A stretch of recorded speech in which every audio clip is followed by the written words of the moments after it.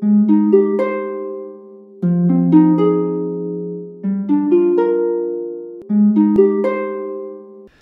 to Losing a Child, Always Andy's Mom.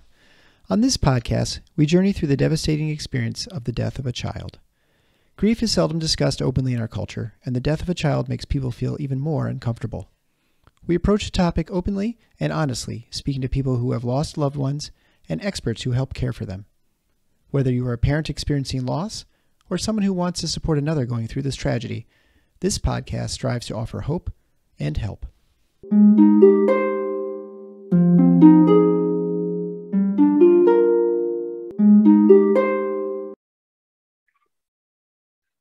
Thank you so much, Dixie, for coming on the Always Andy's Mom podcast today with me. Thank you for having me. I am so excited for everyone to get to meet Dixie today because I've gotten to know Dixie quite well now through our little support group that we kind of do, and it's been fantastic. And so I'm just honored that Dixie is willing to kind of tell her story and Parker's story to all of you. I just know you're going to love her. Well, thank you. Thank you. Yeah. So why don't you start out just by talking about your son, Parker? Yes. Well, Parker was born on August 7th, 1997. Yeah. And he was a preemie. Mm-hmm. He was 5 weeks early, but he was fine. He just had to learn to latch on. You know, and they just wanted to make sure that his oxygen levels were good before they sent him home. Yeah. So, but he was healthy, and got to take him home after 11 days. And then he grew very quickly and was extremely healthy, happy baby. He was fun and vivacious. I have another son who is 29 now. So he had an older brother. And Zach was so excited to have a little brother. I mean, just thrilled. They were 4 years apart. And I bet he was excited. Oh, he was so 4-year-olds. So loving. Yes. I love that. Mm-hmm. And they were just so cute. And one thing about Parker is very early on, he had this just strong propensity towards sports. You know, that was his thing. And so like at 3 years old, he could throw a ball and it was like a rocket. And it was just kind of bizarre because I'm not athletic and my husband is not super athletic. He played tennis, but, and so we just were trying to figure out where he got this from. Both boys played sports, but Parker he was just good at any sport he took on. And he was a swimmer also. As he grew, he started in swimming, and the coaches were amazed because even at a really young age, like 5, he would just watch people do things and he could do it. You know, like the flip at the end. Yeah. That they do. Well, the coach was like, I am so shocked because he said he only watched people do it. Then he got in, swam to the end and did the flip. And he said, I've never seen anything like that. And so he was a very good swimmer. He could they all had him in all the, different competitions. And we did swimming and baseball all the way through elementary school. And in addition to being sporty, he was super curious and very busy. Yeah. He was funny, really funny. And just a great friend. So in 6th grade, he had to pick kind of, because, swimming, you have to kind of do that every day. Right. And he was like, I'm going to pick baseball, Mom. So he picked baseball, and which was fine with me. I wanted him to do whatever he wanted to do. And so we became a baseball family. Both boys played baseball. And but he was just so dedicated to it. And the other thing is we discovered in 2nd grade that he had dyslexia. It was so funny because we thought it was so cute. He would always say things backwards. He wrote a few letters backwards, but that's not uncommon when they're young. But he would say things backwards. Like when he was hot, when he was really hot, he would say he was cold. And things like that. And we were like, oh, isn't that cute? But eventually we realized that there was something more going on. So he had dyslexia. And I just sat down and talked to him. And I said, you have dyslexia, which means you have to work a little bit harder than other kids. It doesn't mean that you're not smart. Right. And you can do just as well as they do. and you just have to work harder. You have to be more organized. Right. So we got him into tutoring, and he did all the things that he was told. He was so precious about it. And so anyways. Yeah. He just, I'll never forget somebody, one day he was really doing something really, a lot of times dyslexic children are really good at something. And I think sports might've been his thing. Yeah. Right. So I said, you're just doing so great in baseball. I mean, I just can't get over it, how well you're doing. Look at your hitting. And he'd say, well, Mom, it's because I have dyslexia. So I didn't want him to feel like he was less than. Right. And what I wanted him to understand was that effort is really important, Right. So it's not about the smart kid or the kid who's not smart. It also can be about effort. And he really took that on. And so he was extremely organized, even going into middle school. I mean, he would pack his bag the night before.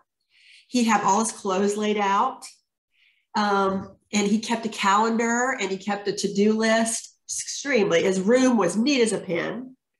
I mean, He was just organized. That's amazing. That. Yeah. That is amazing. And, he always was working on what he needed to do to be better at things, Mm-hmm. And he never gave up. He just always kept striving.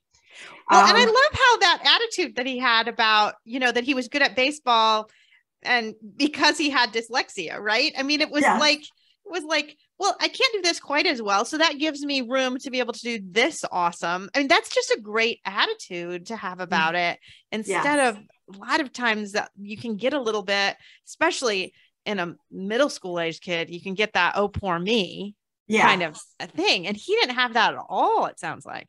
He didn't. He would tell kids all the time, I have dyslexia, it didn't bother him because he had other strengths and we focused on his strengths, know.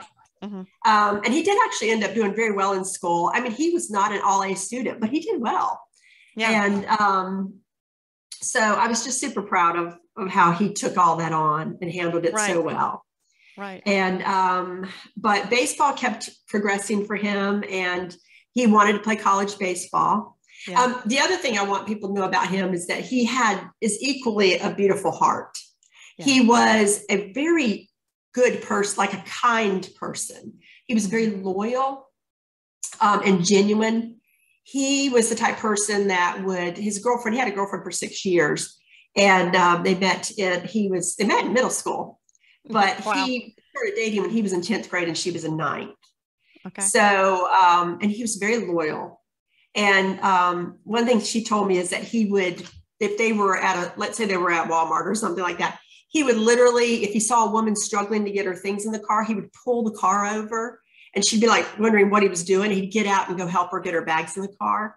Oh. And he would run to the door to open it for people. And the other thing is that he was really close to my father, who passed slightly before Parker. And so my dad was 88, but Parker, they were very close, and he would actually call him every single morning during high school. So every morning, and if he missed, it was unusual. And so they were super close. Yeah, I guess. Yeah. And so he kept with baseball, and he was just a buddy to me. He noticed details about people, He was the person everybody called about if they wanted to know what to give somebody as a gift, Okay. Or to stop at the store and get. I'll always notice details, and I'll just never. It's just amazing to me, to be a teenage boy and to be like that. Right.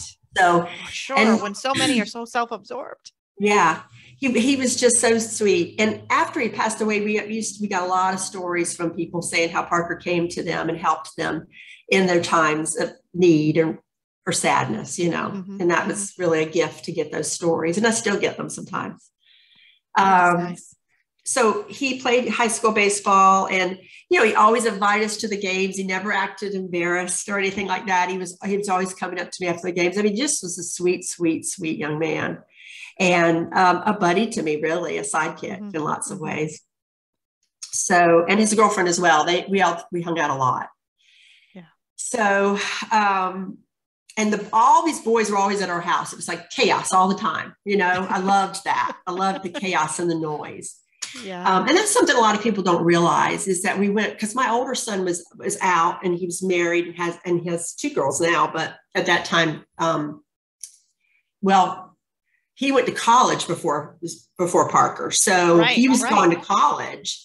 And when so Parker was it was in high school, right? Exactly. And so it was just chaos and I loved it. And they don't understand that even when he went to college, he came home every weekend. Oh, really? And he was home as much as he could be home, even sometimes during the middle of the week. And this is Parker? This is Parker. Mm-hmm. And so we went from this really kind of energetic, vivacious, happy home to total silence. Yeah. You know?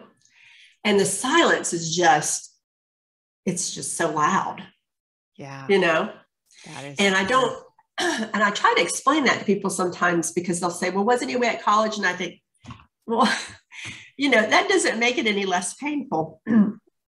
Right. So anyways, and in fact, during college, some of it, he lived at home because he went to one school that was close by, and then he moved home for a little bit and went to a small school. Then he decided, I want to get back into baseball, and he transferred. He did all that on his own. I never got involved in any of that. And I always supported his dreams. So anyways, he went to college and but we spent every time we could together. Mm-hmm.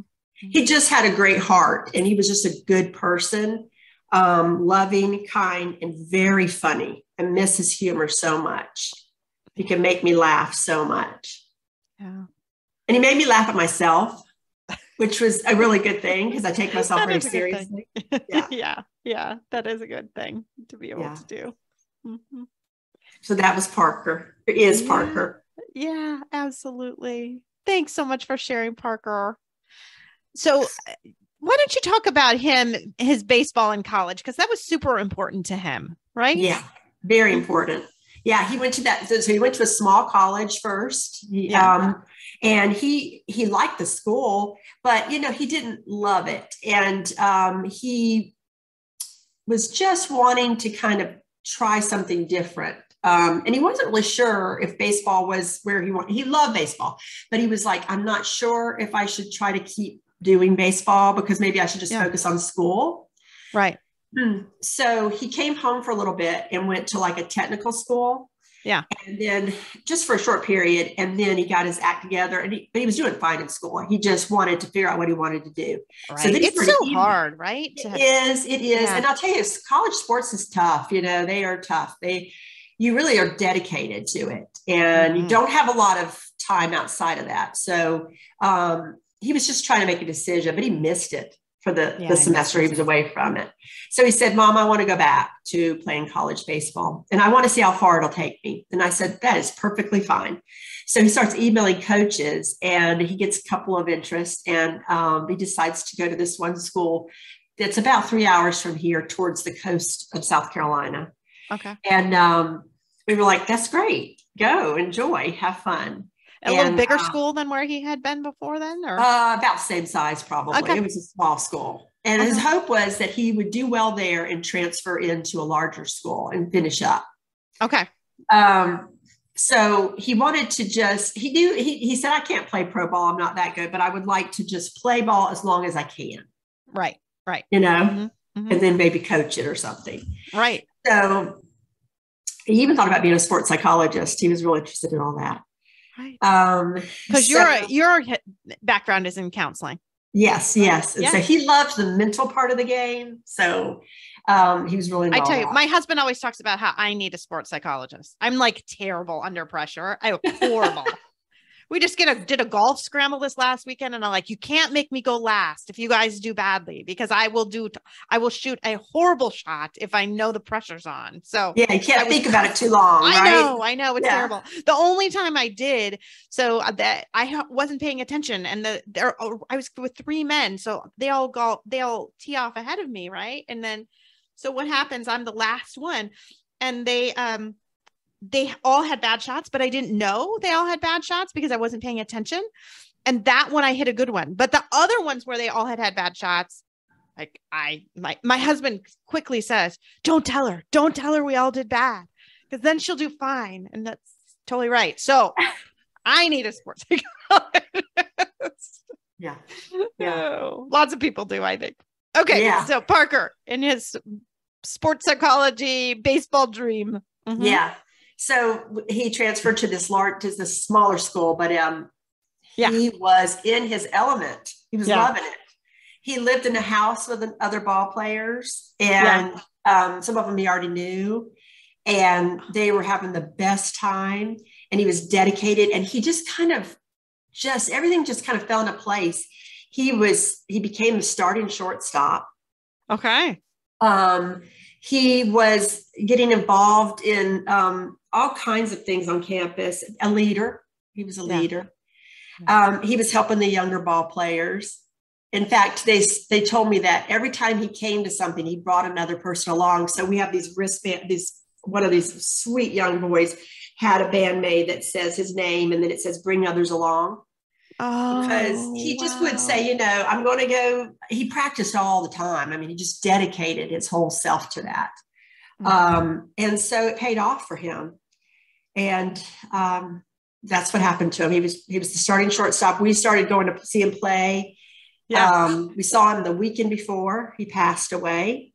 Yeah. He was perfectly healthy. He was vibrant. He hit a home run right when we arrived there. He hit a triple in the game. He was doing great. In between the game, there were 2 games, and he introduced me to all his friends. He was just thrilled. He was thrilled. He was so happy.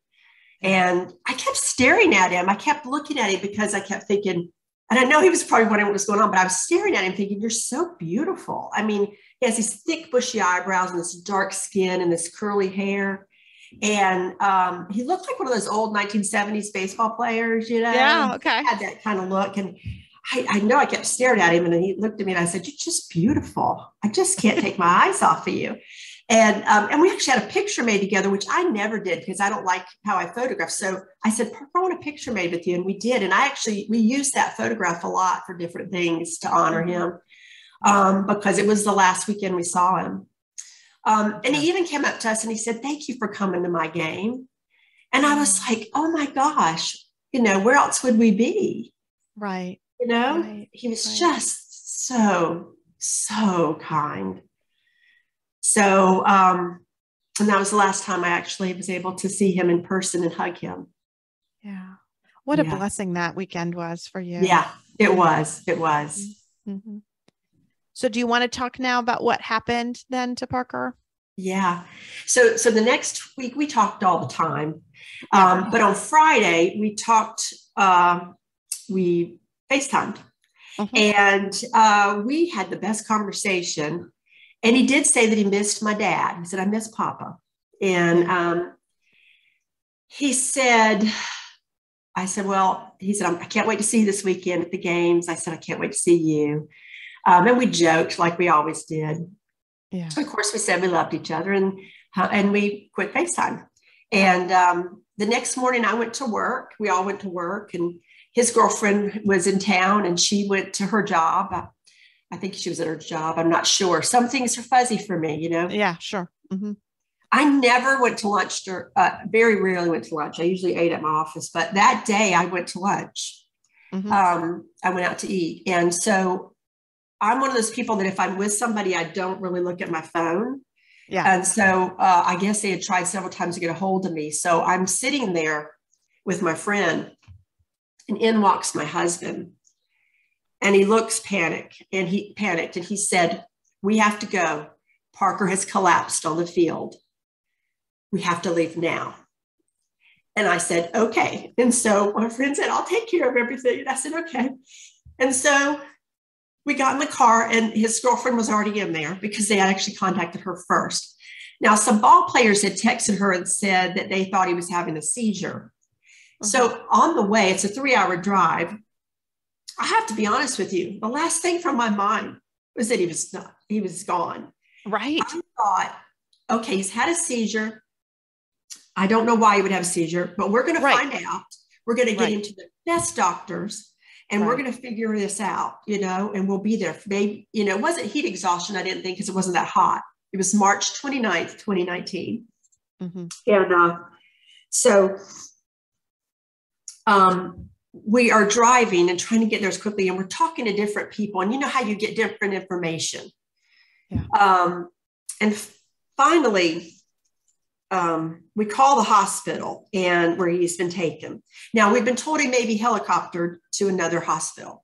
So we're thinking, okay, we might have to change our plans en route and go to a different school. I mean, a different hospital. Sure. But we get about an hour and a half in there, and the doctor calls, and he says,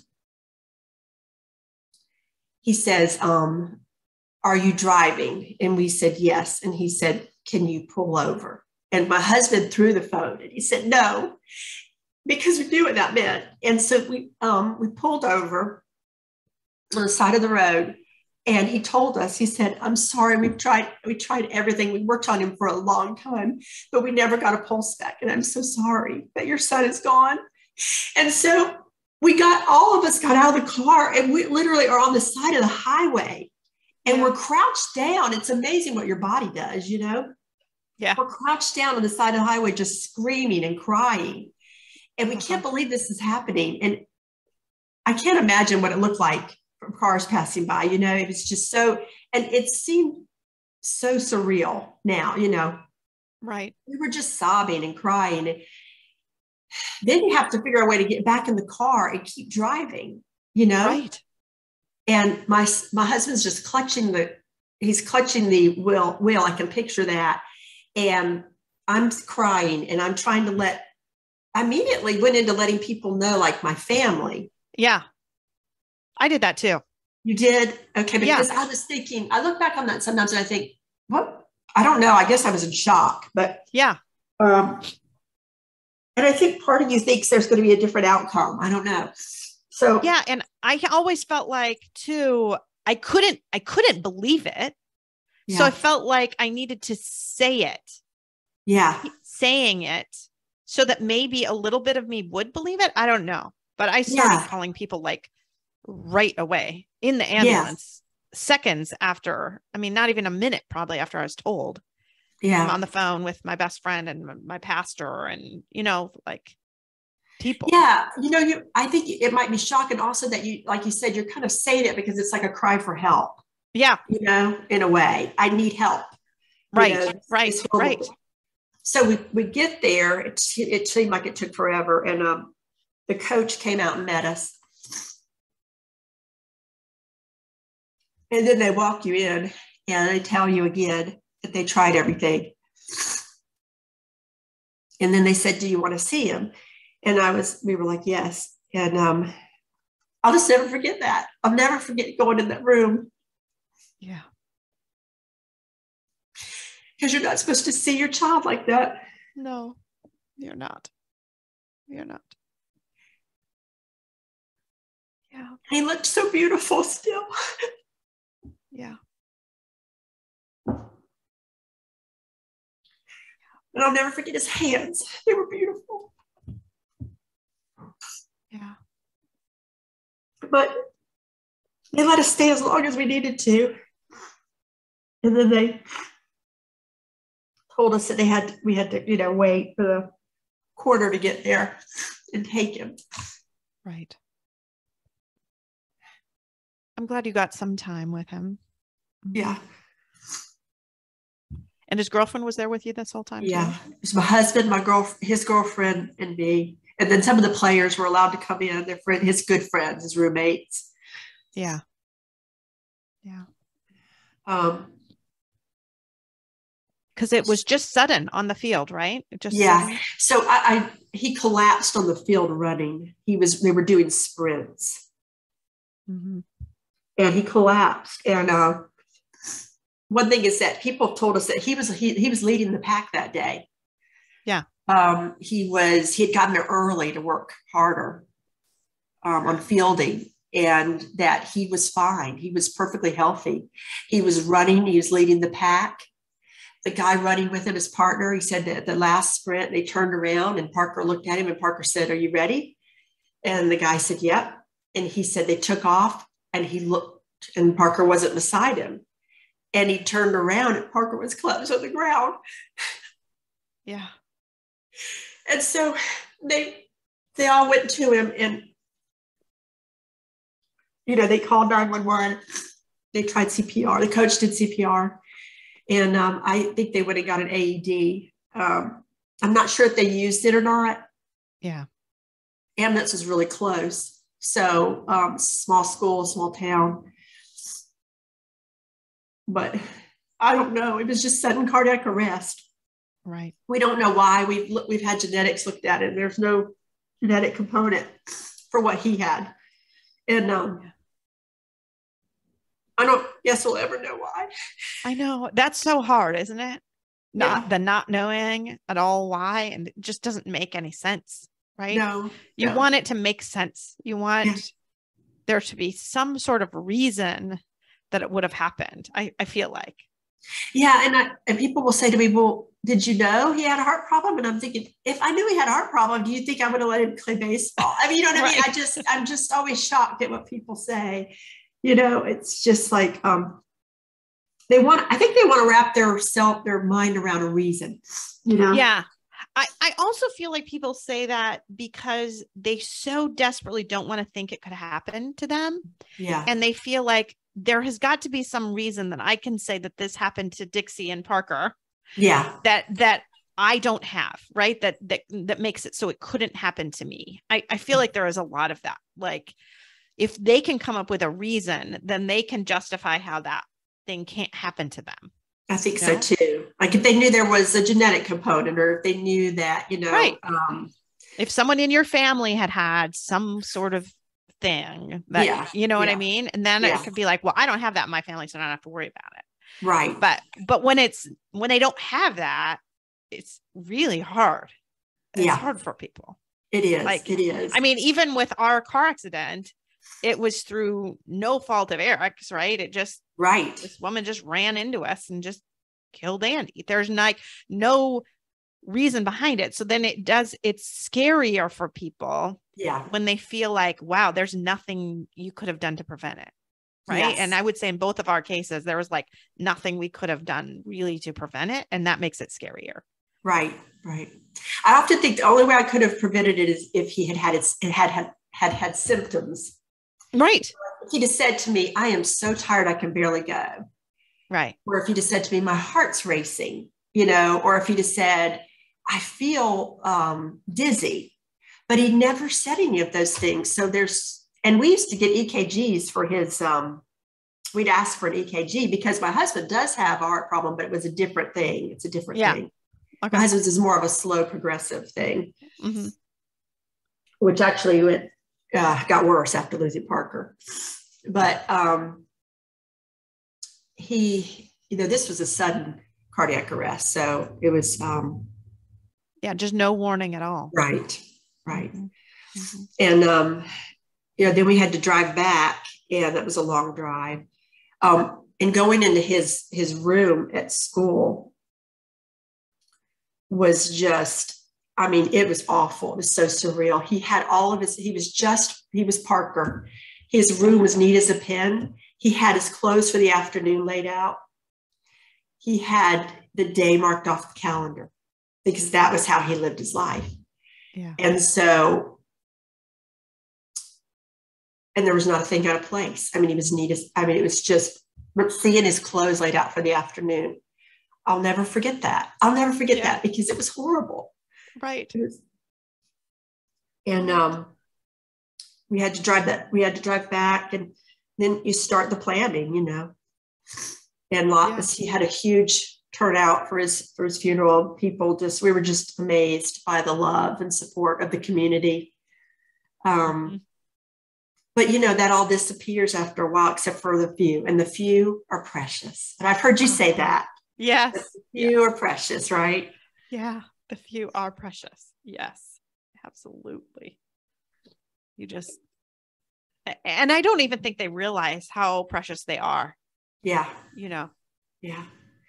And then I sort of went off. I couldn't get out of bed for a long time, and I got sick physically after that. I had several serious illnesses, and I was a mess, and I was very I didn't want to live, you know? Yeah. I didn't want to live. And I have another son who's beautiful and I love him so much. Yeah. You know, I just adore him and love him. And I know that people don't understand that, you know, they don't understand how you could have those thoughts, those dark thoughts, and still have a son here that you love so much. But it's not uncommon, I have found out. No, So not at all. Not at all. You know, I think you have kind of one foot in heaven a little bit, right? You just feel like you're just kind of on that cusp there. And a lot of it, what I would feel like too is, you know, I had other kids here, obviously, but in some ways you feel like you're the mom and you're supposed to like take care of your kids. And like, who's taking care of Andy? Who's taking care of Parker? And like, you know what? I can leave Eric here and he can take care of the other two. But I'll just go on and take care of Andy up in heaven. Right. Yeah. That's what it feels like. Like you divide and conquer all the time as parents. Like, just let me divide and conquer. Yeah. Which seems like such a silly thing to say, but it really does feel that way a little bit. Like, no, if I go and just I'm with Andy, there's still plenty of other people here to take care of the other kids, right? Yeah. Yes. Mm-hmm. Exactly. That's exactly it. And my son was already had a family, you know. Right. A little girl, which Parker was able to meet his first daughter. She was born on February 7th and Parker passed on March 29th. So, but he was able to hold her. We have a picture of that. But my older son just misses him so much and just really misses the influence and impact he would have on his kids, because he would have been a fantastic uncle, because he was very playful. He was like a kid, like a big kid. So he misses him so much. Mm-hmm. Mm-hmm. And we talked a little earlier about how you had worked as a counselor. Yes. But Parker's death changed that for you too. Yes, I was a school counselor in private practice, and my private practice was going very well.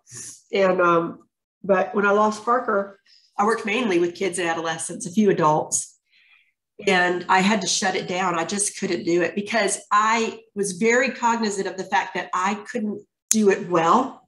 Yeah, I would be too tearful, too sorrowful, too in too much pain, and that. One of the reasons that I was able to be a good therapist was that I was pretty healthy mentally. Mm-hmm. So, and I was the calming person. I was I could be that steady person.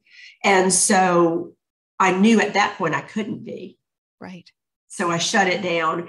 And you have to be able to give something when you're caring for people like that. You have to have this well that you can kind of give from. And when you feel like it's dry for you personally, you feel like you have nothing that you can give. Yeah. Then I think that is what you oftentimes need to do. It's what I needed to do, right? It's why I took so much time from doing pediatrics. Like I just didn't feel like I had anything to give at that moment, at that point in time. Mm-hmm. Exactly.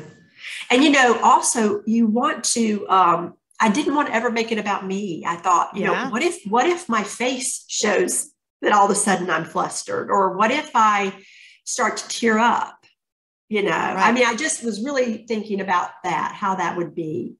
So I decided I would shut it down and not do that until I think there are a couple ways to do it, right? I mean, there are certainly people that do work, and what they probably do, and what I have found that I have done, is I put on the mask.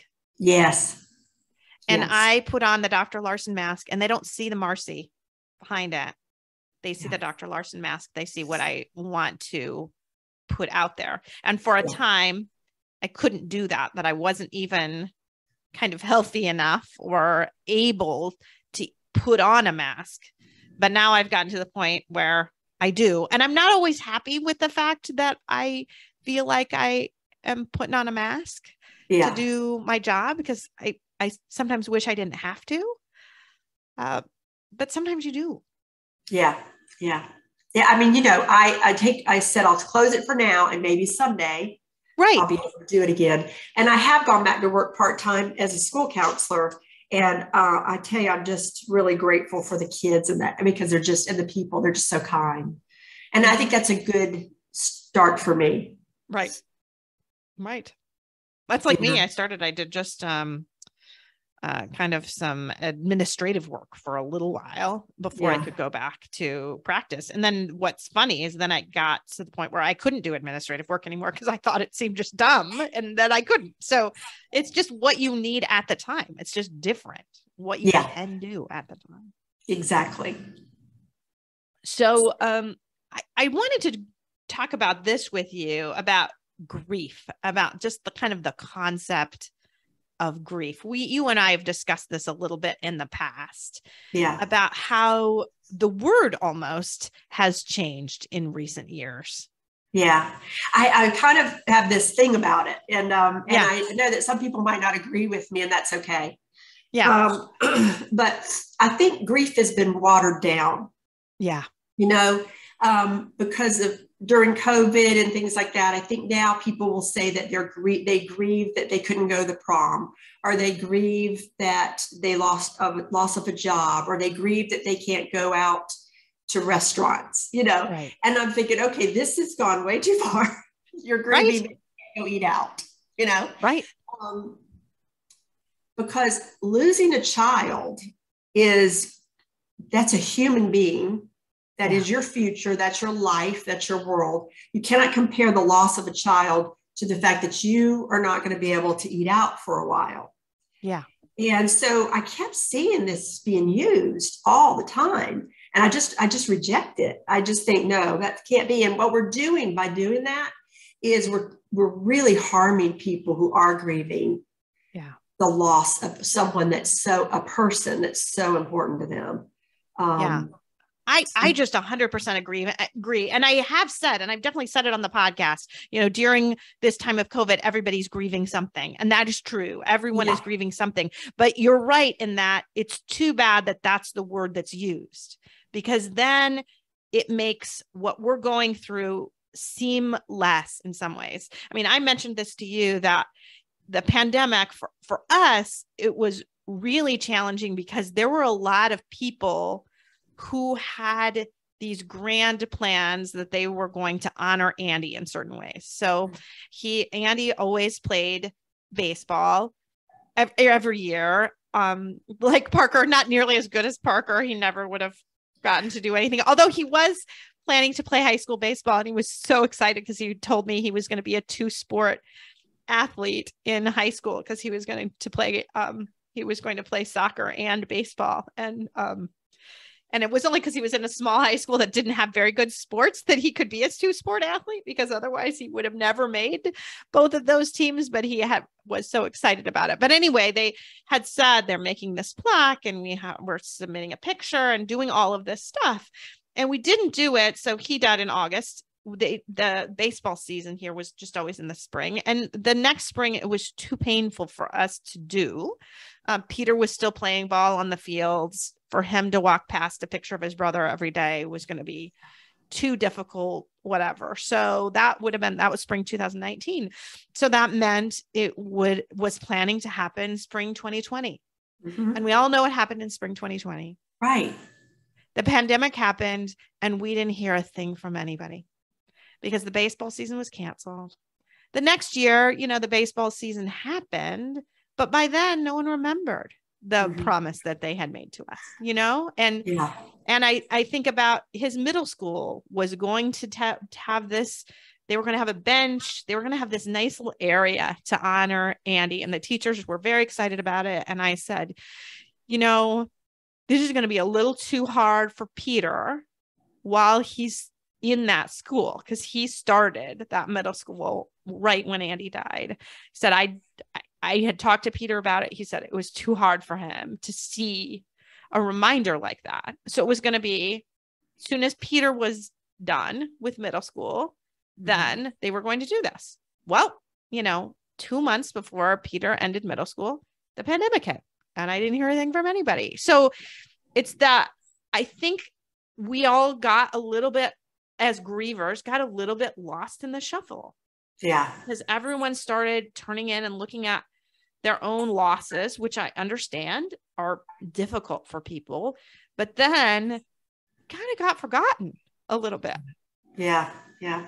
I hope that they honor their promises to you and their ideas. I hope that they do follow through. I don't think that, the years for us, Yeah, I know. If they said to you this year, we're going to do it, you would, if you felt like you could handle it, it would still be. It would be, right. I would love that. But yet I don't have the courage to ask, because I'm sure I could ask and they would be like, oh, I'm so sorry, we forgot. We'll definitely do that. But I just don't want to have to ask. Right. And since I'm not going to ask, I feel like it's not going to happen, because now it's been another couple of years and I just don't think it will happen. And the other big thing that was canceled that is still happening is there was supposed to be an Andy Larson memorial concert.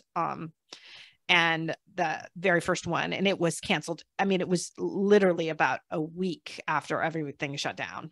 That was supposed to happen. So that was canceled. That was the first thing to cancel, because that was March of 2020. And that is happening this next March. So there will be, that concert will happen. And the St. John's Men and Boys Choir is coming from England to sing just as they had planned. So because they had sent someone over and they went over stuff. I mean, I was talking to this, person from St. John's there about all the logistics. We had sold all the tickets. We had done everything. And so that will happen now. And I'm glad that will happen, but it does seem like a lot of things just got overlooked.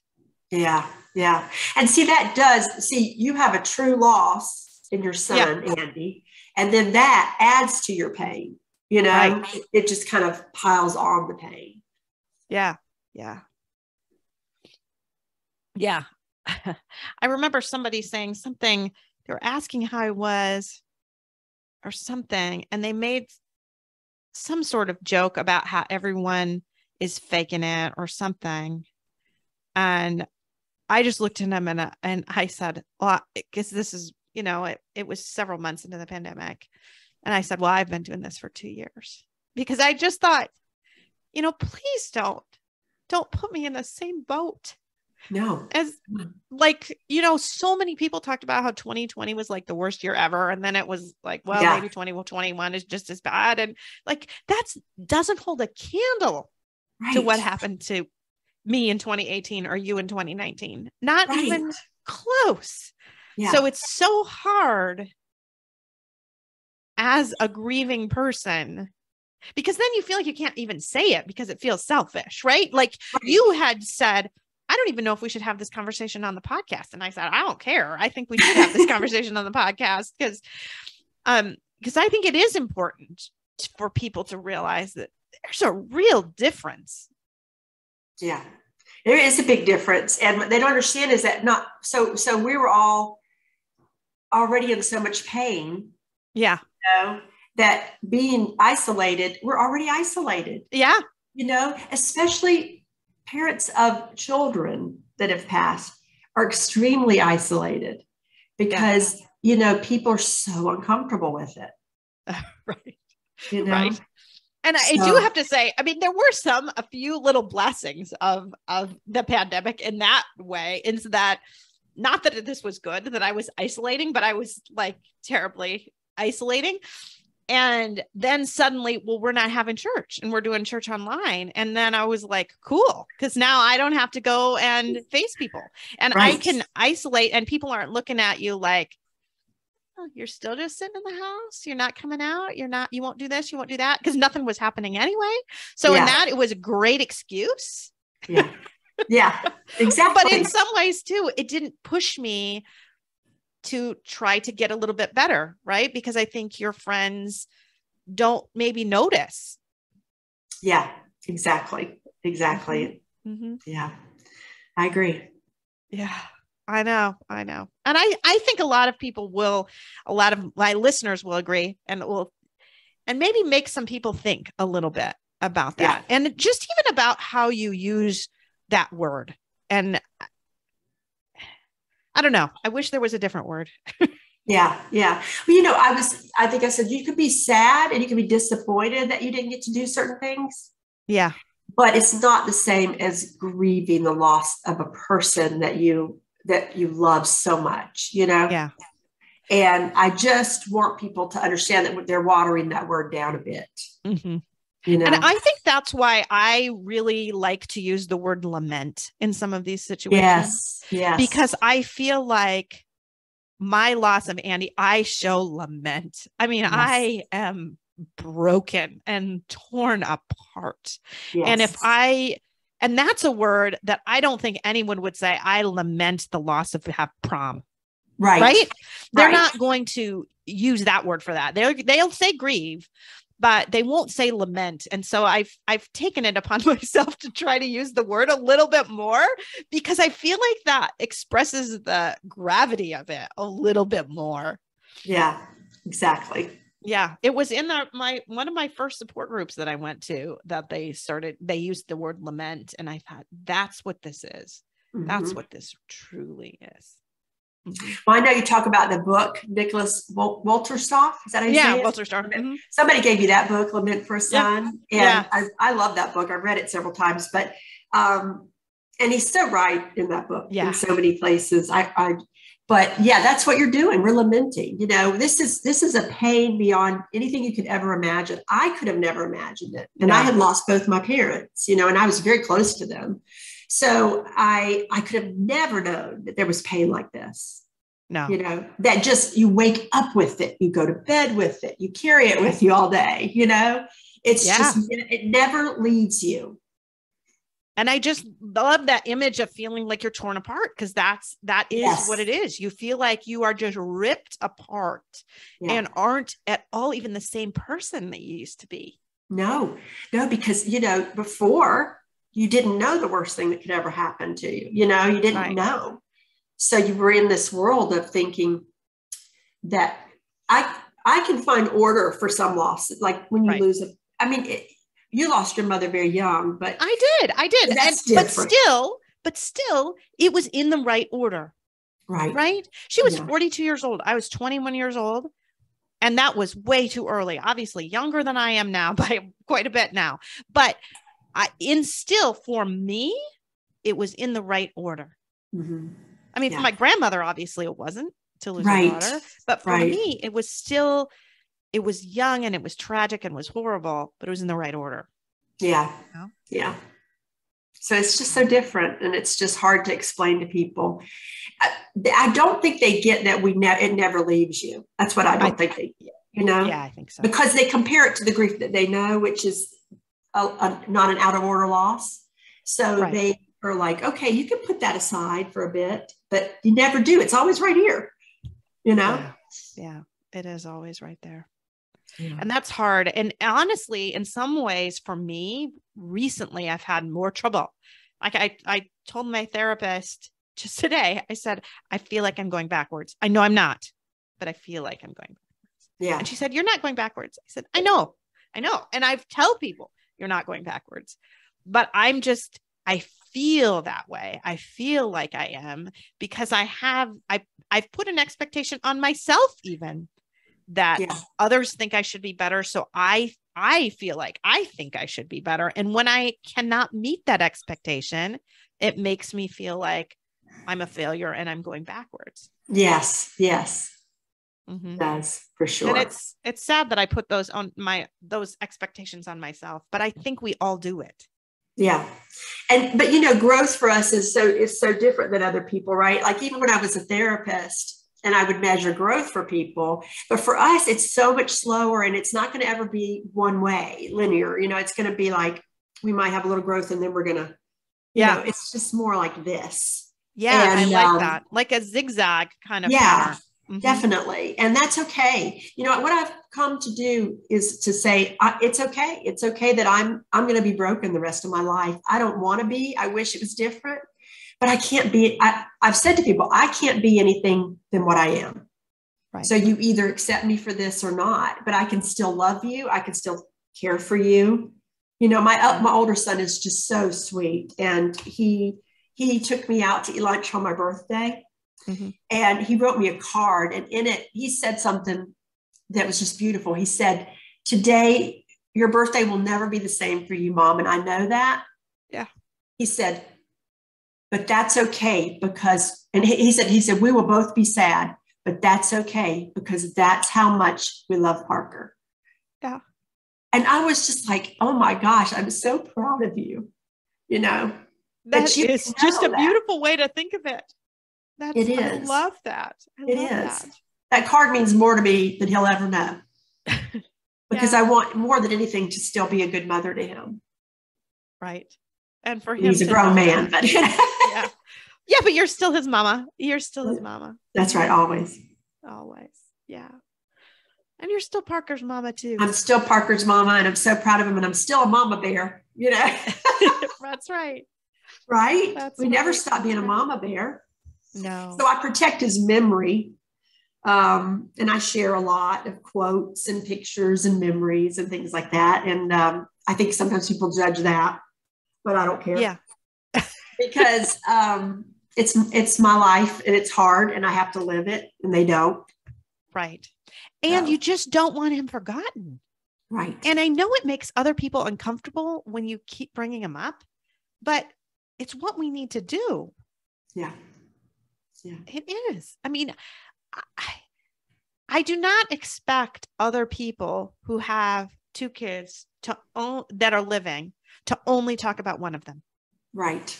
I would not judge them if they would, if they want to talk about both kids and not just the one. I wouldn't put that sort of limit on them.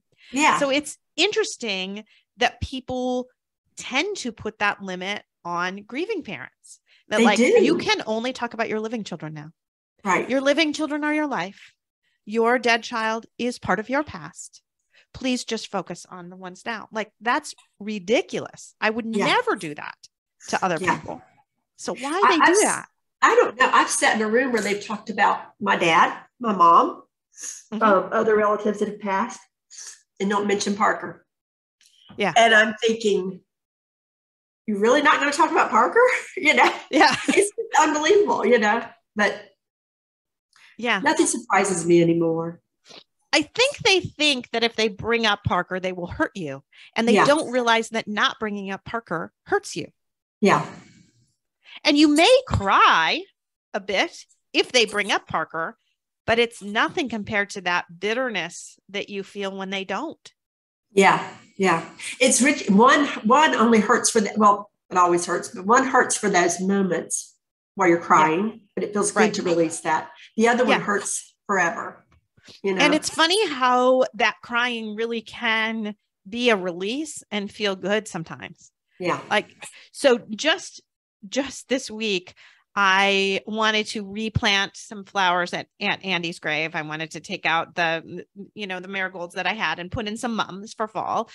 And I'm in the parking lot, and I'm upset about doing it because I never like to do it, right? No one should have to go buy flowers for their son's grave. Right. And I'm in the parking lot, and I get a text from the mom of Andy's best friend, because he's gone off to Michigan State. And she was just talking about how she was thinking about last year at this time and about senior pictures, and how she never posted any senior pictures of her son online because she knew I couldn't. Wow. So she was just thinking about it. And Yoni he's at Michigan State, and he's been having a little bit of a hard time because, it's weird because Andy was going into the 9th grade. They were going into the 9th grade, but Andy loved Michigan State. And now Yoni is at Michigan State, and he feels like Andy should be there with him at Michigan State. Yeah. So it's been, and they used to, if we had an extra basketball ticket, we would bring Yoni, and he never had done anything Michigan State related without Andy. Yes. So it's been a struggle for him to do this without him when he feels like he should be there, even though it's been 4 years. Right. Yeah. So I'm in the parking lot, and she sends me this message, and now I have to go buy flowers. So I have to go in, and and the woman asked me if I need help, and I'm crying. And I told her, because I can't be too big because I'm planting them, but it can't be out more than 12 inches. And so she's helping me find the right size. And then I'm having to tell her, it's for my son's grave. And And then I'm leaving the store and I thought, I wonder what that mom is doing right now. So I asked her if she could meet me at the cemetery to plant those. You did? Oh, I did. Yeah. And she was home and they live super close to the cemetery. And so she came over and we planted those flowers together. And I cried and she cried. And I left and I felt so much better. Yeah. A little bit lighter. Cried with her. I was just a little bit lighter. Yeah. And, no one would understand that. And I don't think she understood that even, that I actually felt better, because I'm pretty sure she felt worse, after crying with me for a bit, but it really took some weight off. And she said, I went home and I just cried and I feel so bad that you're going through all this. And I said, I have to tell you, I went home and I felt a little bit better. So thank you for doing that for me. Because it didn't make her feel better. And I'm sorry for that, but it was nice to be able to just have a little release. Yeah. And you asked her, which took a lot of courage, and she said yes, which took a lot of courage. And then you're able to help each other that way, Yeah. Yeah. And I know she reaches out because I know she struggles, she still struggles, certainly seeing her son struggle as well. Yeah. So anyway, but it's just again, a reminder that tears and crying can be really helpful and a release and make you feel a little bit better. Yeah. Yeah. And, we can't help it, right? It is what it is. We're going to cry. Yeah. And that's okay, because our sons were worth those tears. They're worth every tear, They're still worth every tear.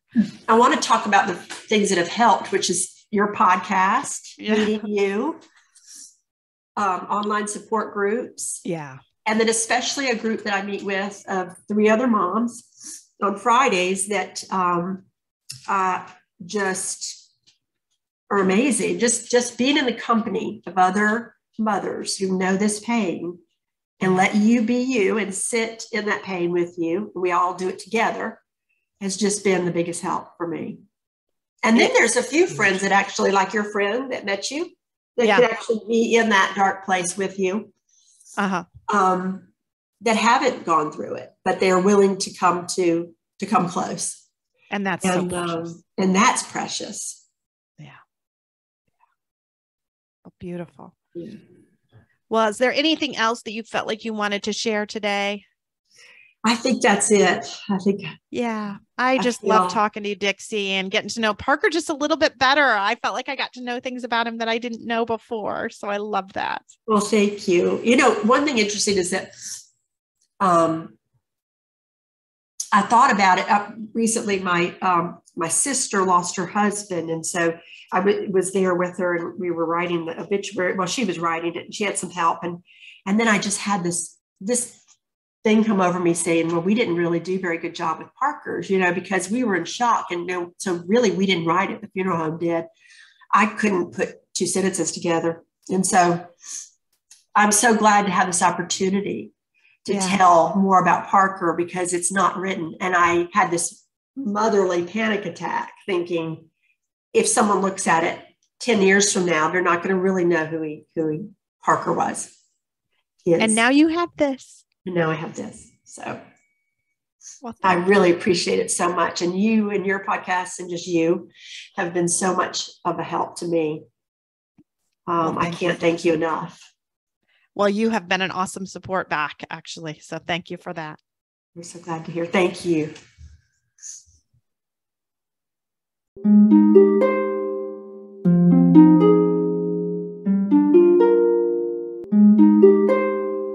Thanks for listening.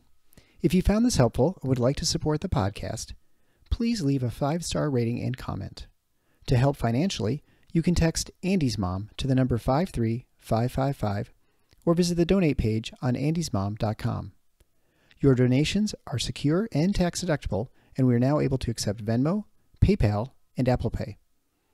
Always Andy's Mom is a registered 501c3 organization and can receive donations through smile.amazon.com, Thrivent Financial, and Benevity, amongst others. Marcy loves hearing from listeners. Please feel free to reach out to her via email at marcy@andysmom.com. Also, be sure to sign up for the email list to receive weekly updates as well as pictures of all of Marcy's guests and their children. Together, let's work to inspire hope, one day at a time.